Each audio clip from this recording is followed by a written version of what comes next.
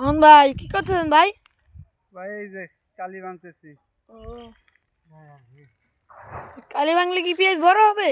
এই কালি ভাঙলে পেঁয়াজ বড় হবে, আর কালি যদি না ভাঙি তাহলে পেঁয়াজ বড় হবে না। এই ফুলে পেঁয়াজটা রস খেয়ে ফেলবে, তখন পেঁয়াজটা চাপা হবে, ছোট হবে, নষ্ট হয়ে যাবে। এই এই কারণে কালি ভাঙার ফলে কি আপনার পেঁয়াজটা বড় হচ্ছে? এই যে ভাই, যে দেখেন, এই যে পেঁয়াজ খুবই বড় হয়েছে। মাশাআল্লাহ, অনেক তো বড় দেখা যাচ্ছে।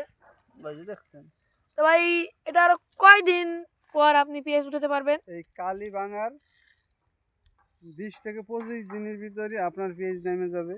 আর যদি কালি না ভাঙেন তাহলে আর পেঁয়াজ নামবে না, নষ্ট হয়ে যাবে। সব আর রস এই আর কালিতে খেয়ে তিরিশ ফেলবে। 30 দিনের ভিতরে এই দেখেন পানি ই করা পড়তেছে, যাবে। এইটা হলো রস। দেখছেন, আর এইটা একটা দুর্দান্ত সবজি, খাইতে খুবই মজা।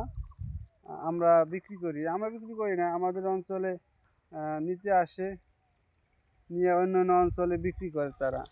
আমাদের টাকা পয়সা দেয় না, কিন্তু তারা শুনছি 20 টাকা 25 টাকা মোটা বিক্রি করে।